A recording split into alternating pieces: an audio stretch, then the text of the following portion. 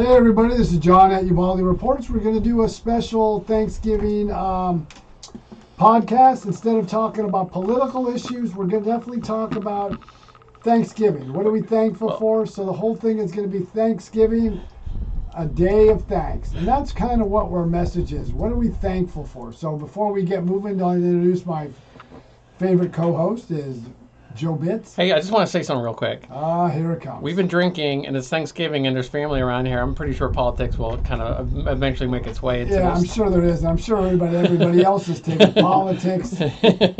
Became a red hug. I mean, reared its head. So with me, as always, is Joe Bitts, retired combat Marine out of Iraq, Ray Krause. And Joe, why don't you introduce your cousin? Our cousin? No, this is just a really, really good friend. Yeah, he's a cousin. I'll call him a cousin. I'll take. You introduced him as your cousin. No, he's my cousin. Ray's my cousin. Oh, okay. Well, but we have Jason here. He's a good friend of ours. He has, it's Thanksgiving, so we're bringing everybody in. And then, and he's an accountant, so I just thought to throw that out. The what? He's an accountant, so yeah. Throw that out. Bookkeeper. So, what's going on, John? Well, it's Thanksgiving. I mean, you wake up and obviously I follow my political stuff, but I mean, for the most part, it's just, what are we thankful for? I'm thankful for a lot of things. I mean, and you were talking about this on the phone. What are you most thankful for, John? Well, I'm thankful for friends and family. I mean, start with friends. I mean, especially for you, Joe, all the things you've done for helping me get this podcast going, helping me do the things on my podcast. Ray, the stuff that you provide, helping us out, providing good things, and coming over to your house, spending time with your family for Thanksgiving. Considering my family is on the West Coast. Mm-hmm. Thankful for my family, my brothers. I mean, I don't have a big family, but I got two brothers. My older brother passed away a few years ago. So, I kind of missed that. My parents have passed. But I mean, it's just, I'm very grateful for family. And then, I know this is cliche, but to be blessed here in America. I mean, we just went through probably the most contentious election in my memory, and there were no troops in the streets. We didn't have tanks. Almost everybody accepted the results of the election. Mm-hmm. And it could have been done differently in certain aspects, better results, meaning making sure the vote was counted on election night, or at least by the morning. But other than that, we didn't see rioting like you see in most countries. Then beyond that, it's the freedoms that we have. I mean, we have issues. I'm not saying America is a perfect society. It's not. We have racism. We have homelessness. We have economic disparity. But these are issues that we can solve as a country. I mean, I've been all over the world, just like you have, Joe. I've been to many third world countries, and people want to die to get here. I remember when I was in Thailand, our Thai interpreter, she said, I can't wait to get to America. Mm-hmm. And just on Monday, because I work at a law enforcement supply company, and again, I'm not law enforcement. No. But while I was there, this gentleman came in, an older gentleman, probably late 50s, early 60s. He said he spent 30 years in America, and he's from Venezuela. And we started to talk, and he said, I don't get you Americans. You guys want to embrace socialism. I left it. I saw the results of socialism. You guys live in the best country the history has ever known, and that's America. Mm-hmm. My own father fought against America during World War II. And he came to America and embraced somebody that fought against it. His aunt, who never came to America, she thought America was the greatest country. Look what America did to rebuild his shattered country. So we can complain about a lot of things, but we have opportunities here that are unseen anywhere else. Even if you want to go to college in Europe, primarily if your parents didn't go to college, you're probably not going to go.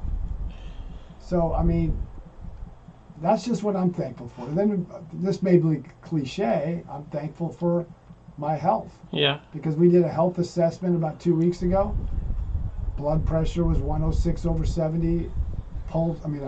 My cholesterol was 180. Everything was extremely low because I exercise and I do the things I live a good lifestyle. But that may be a cliche, but these are all the things I'm thankful for. I'm going back to this. I'm thankful for a friend of mine who took me in when my living conditions were less than ideal.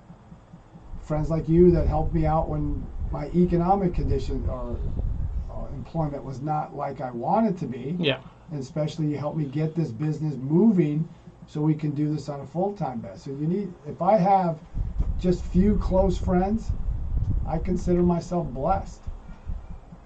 Those are the things I'm thankful for. What about you guys? So what are you thankful for, Ray? Other than John's list, I would have to agree with most of it. I'm very, very thankful for all of that. I'm thankful for another healthy year. Still recovering from my car accident. So, you take it each day and know that you're blessed, and on this day you get to reflect about that. And I'm very thankful that I have Nicole by my side, and that we continue fighting for what I want to do in my future, and that's to own my own business. So Yeah, I mean when you say your own business, this is what I tell people. Even though we're having high inflation and economic uncertainty, it takes guts. It's almost like you're the pioneers of yesteryear starting your own business, because you got to raise capital. You got to do what you need to do, and it's especially if you're bootstrapping it like I'm doing, Joe's doing, you're doing. Yep. It's very difficult to start your own business, and you get the government coming in who are leading our economic issues for the country, really have never started a business, never had to do the things that you've done, and there's no guarantee that you're going to make it. No. I know many businesses that went out of business and they lost everything, and they've got to start over from scratch. Yep. So it's a very difficult proposition to do. What about you, Joe? What are you thankful for? Let's see. I'm thankful for, well, my close family for one, my secondary family for two. I am thankful for, the Cowens. I'm thankful for Ray. I'm thankful for John, especially part of getting Ubaldi Report started, got other things started for me as well. So, and then it's just like all my friends. I think I have a very good, interesting life, and I can't really complain. And then you've got a wonderful wife and three great kids. Yeah. And your oldest is graduating. Yeah, my daughter's graduating. Both my kids are doing well. So, I mean. And then your daughter's graduating from college in 2 weeks. Yeah. There's a lot of things to be thankful for. So I think I'm just thankful for like a good, structure around like where I live. I mean, I think I wake up like every day. I walk outside. It's nice, 70, 75 degrees at least. And it's like, yeah, I live here, and it's pretty cool. So, and then going with our guests, what are you thankful for, Jay? Well, just like you guys, I'm thankful for friends and family. And this year was particularly rough because I lost my father this year. That's That tough. was really hard.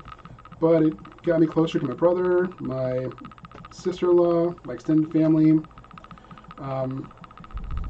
Just thankful for, like I said, friends and family. Another shout out to Dave Ramsey for his program, because it brought us to where we didn't have to worry about inflation and all that kind of fun stuff. Which, if anybody's prepared for the incoming storm or whatever is going on right now, definitely you and your wife for doing that program. Yeah, it's incredible. It's like our net worth surpassed 1.2 million this year. So. Oh wow. We are not feeling it. And So, not going back to where we were. That's what they like to call low income in California. Yes. But the thing is, you're doing well now, but you went through a period where you probably struggled. So you understand that it's not we had to like grow. all of a sudden, here you go, you just made it. You went through a period of struggle. I just met you today. You got a wonderful family, 2 great kids. Now, we work for everything that we have right now, so it is definitely a blessing. But it only works if you work it. Exactly. And that gives us the opportunity, because some of the opportunities we hear as a small business owner, it's far different than any parts of the world. If you fail, we can fail and fail and fail, and still that one time you make it. Other parts of the world, you can only get a one-time shot. You make it, you don't make it, that's it. There is no coming back, and we believe in fail. Like my favorite president is Abraham Lincoln. He failed at everything pretty much, except the one thing that was pivotal, by using all those failures, helped him succeed, as president of the United States and became one of our best presidents. So, John, guess what? Thanksgiving, the official start of the holiday season's coming on. What does that mean for you? Well, for me, it's no different. It's just No. I know exactly what it's about. Christmas movies, John. Oh yes. Well, that started on Halloween. Did Christmas movies already started hitting That's why I early? love Halloween, because it's not saying anything like about Halloween. It's all the Christmas movies. And now they got 3 channels to choose from. Oh boy. You've got the Hallmark Channel, the Great American Family Channel, which has all Christian-based shows, and then you have, just for the period of the holidays, you have Lifetime. So I get to watch. If I don't like it on one channel, I can go to another one and go to another one. John Ubaldi, political analyst, stuck in a small town. I love that stuff. I mean, I know they're cheesy. Some of them are cheesier than others, but I just like the values they put forth. So, I think a good thing, kind of working our way up after this Thanksgiving, what kind of movies are out there, other than your actual Christmas movies, but what kind of movies are out there that are, say, Christmas movies, but not Christmas movies? I mean, there's always a contention. Christmas movie I was watching with my friend on Sunday. And he said, this is an authentic, classic Christmas movie. Okay. Die Hard 2.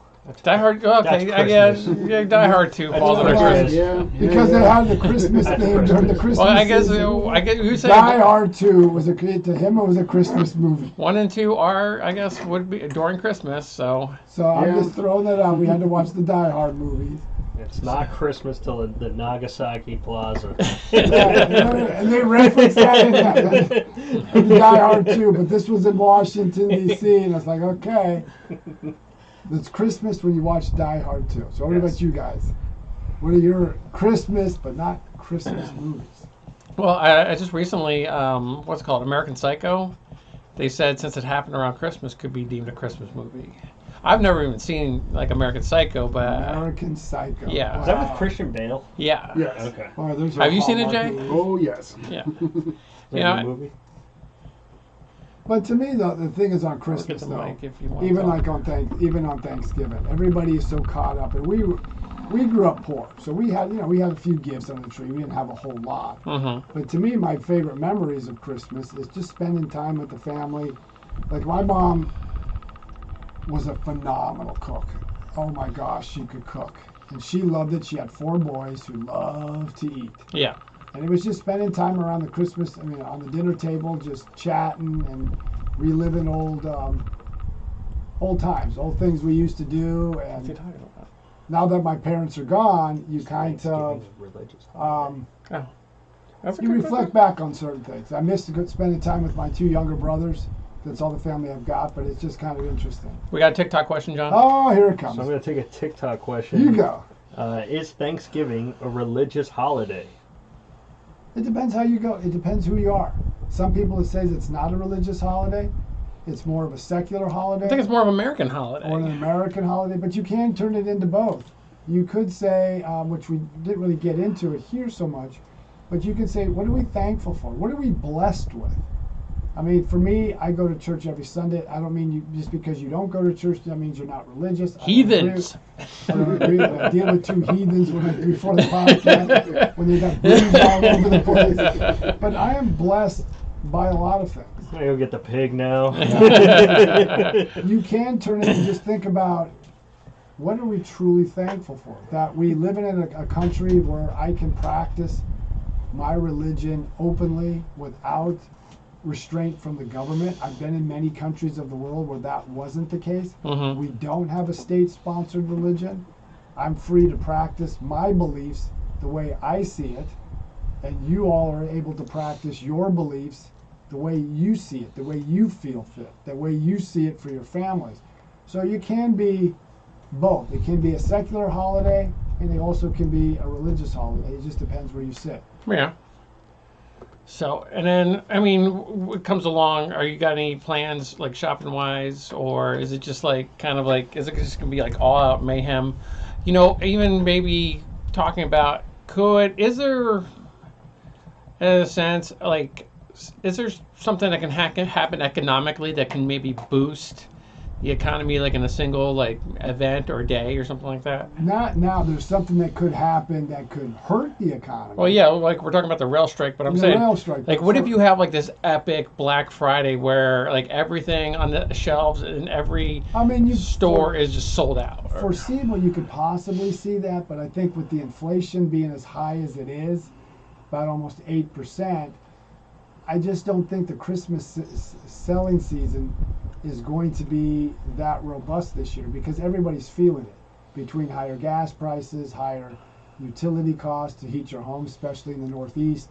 And Ray, where you guys all, or you and your fiance came from in Wisconsin, it's cold, so they're going to be using a lot of natural gas. A lot of utilities are going to go up because of that. So I don't see there's going to be something positive that's just going to boost the economy. Yeah. I see a lot of headwinds going into that's going to negatively affect the economy. It depends how it plays out. So the same person that asked us about if it's a religious holiday, I think has a little bit better, I think a better topic, especially for this podcast, is the origin of Thanksgiving. And I wonder if like if we took, each idea of what the origin was, is it going to be similar or is it going to be different? It could be similar to a certain. So you go first, and we'll kind of go off that. I mean, many of this, the origin goes back to the Pilgrims when they came to the United States, or it also jumps forward a century or two later, during the early stages of the Civil War,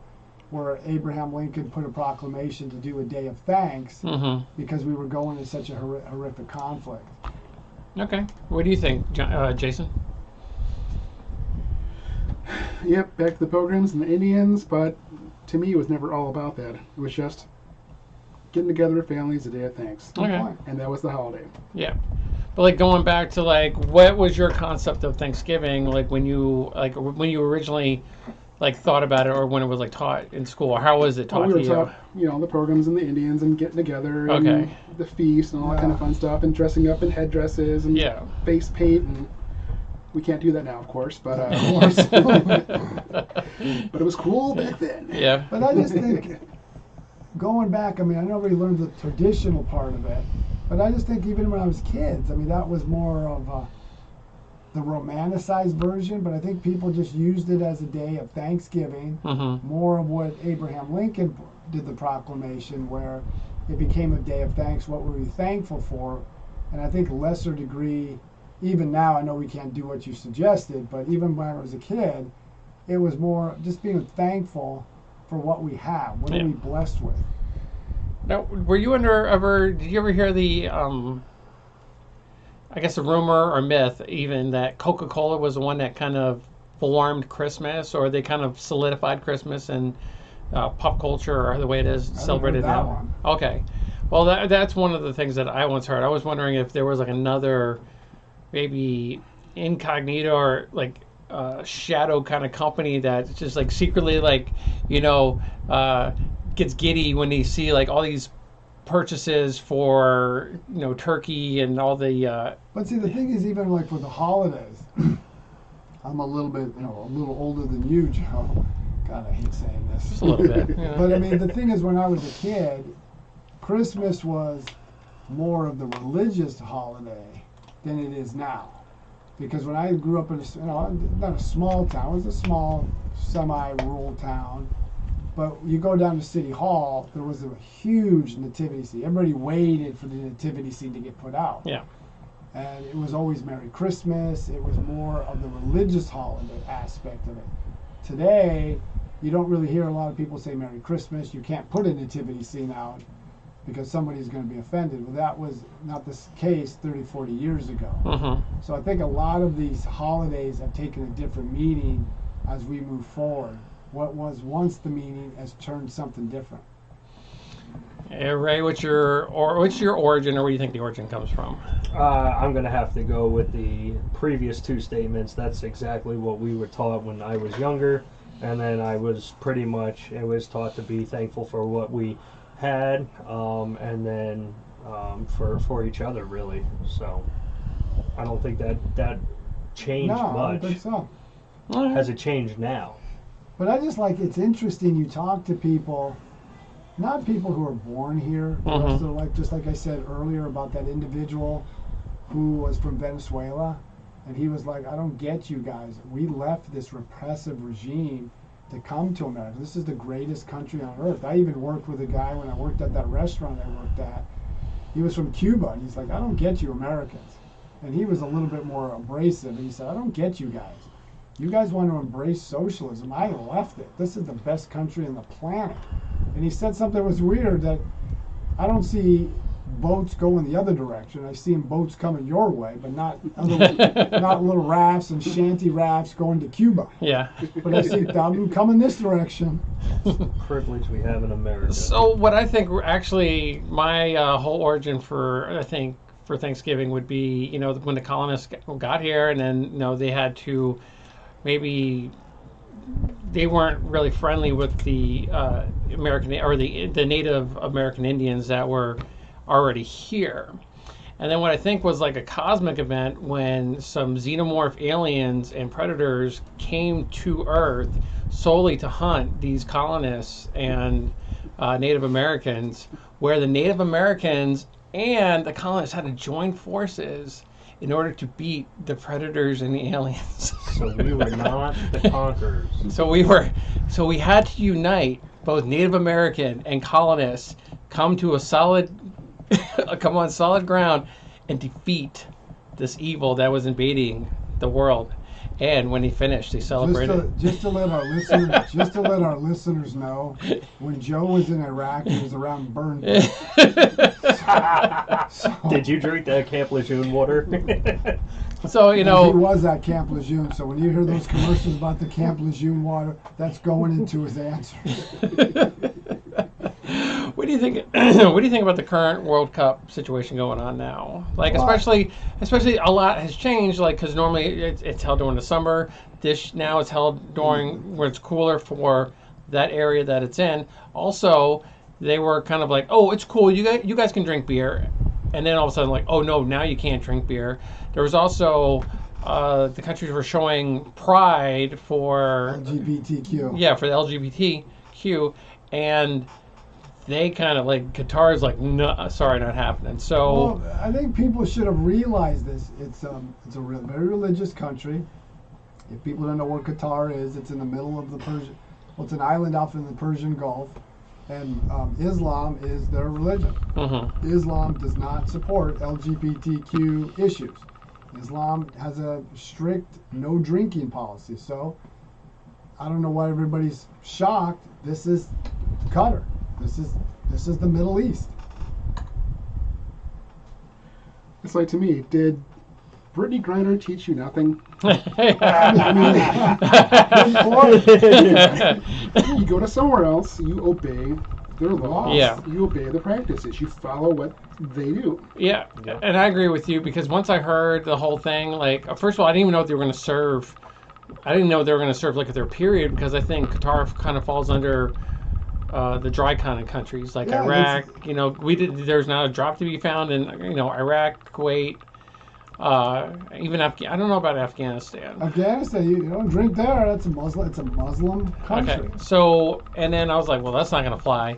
And then when they were talking about having the pride insignias, I was like, well, that's not going to fly either, because they don't like that, And but see, that's a good point. What he made is Brittany Griner broke the law of Russia. She hasn't been there like she wasn't. This is her first time. Yep. There's many times when we were in the Marines, we go overseas and they give you a liberty brief. And the first thing they tell you, the very first thing they tell you, the Constitution does not follow you. Yeah. You must obey. Whether you agree with the laws or not, I mean, this is immaterial for this podcast. Whether you believe in LGBTQ issues, it doesn't matter. But into the Islamic world, they don't. So you have to respect their viewpoints. I've said this, possibly, maybe on this, maybe on our other podcast, but the United States is the Karen of the world. Oh, yes. It is, because we expect everybody to kind of just bend to our will, even if we're like not in our in our territory. But the point is, when I spoke to that individual from Venezuela, we had this long conversation, And I told them, up until World War II, there was always a depression or there was a war. Everybody was sacrificed as a whole. Today, we went almost 70 years where there wasn't a global a national mobilization, and there wasn't a big, major economic turmoil. I think the greatest one most of us have faced was this economic shutdown. So Americans have always had this. We've always had this freedom. We can say what we want. We can do what we want. And I remember a number of years ago when there was this American citizen, a teenager, he did graffiti in Singapore, spray painted some wall, got caught, and then when he found out the punishment was to be caned by a martial artist. And he eventually did, they just gave him 4 or 5 whacks. But the whole point is, everybody says how barbaric Singapore is. Well, there was a Singapore ambassador, and made a great statement. He goes, you Americans have a lot of freedom, but with freedom comes responsibility. Yeah. A lot of these people today expect that we can do anything we want, without the consequences of your actions. Almost and like you can't do that. Yeah, almost like if America's like our mommy, daddy, where if we get in trouble, we could just call them and away. Yeah, we're spoiled little kids crying until we get our way. And other parts of the world may not be as advanced as us, but they do have laws and they do have rules to go by. You may not agree with the rules. They have different customs. Like when I was in Thailand, it's respectful to clasp your hands like in a prayer emotion and bow when you meet somebody. Yeah. And when President Obama, when he was bowing, meeting some world leader, everybody was criticizing him, and I didn't. It's like that is just respect for the leader you are meeting. I have other things to criticize, but that's not one of them. Yeah.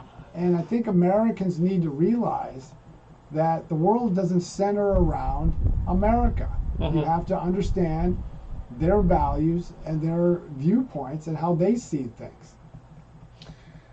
All right, so why don't we just kind of wind out? We don't need to give them like the whole spiel. We'll just tell them a happy Thanksgiving. Yeah, happy Thanksgiving. Just let you know we're closing down now because we got pie waiting. Yeah. And Joe's wife makes this incredible with like this chocolate mousse pie. Yeah, the chocolate mousse pie, the cream cheese pie. I'd sell my brother to the Cubans for a piece of that pie. So we want to wish everybody a happy Thanksgiving, and we'll talk to you soon. Yeah, and enjoy the time with your family, because sometimes, like me, I don't have my parents, but enjoy the time with your family and spend time and have a very happy Thanksgiving.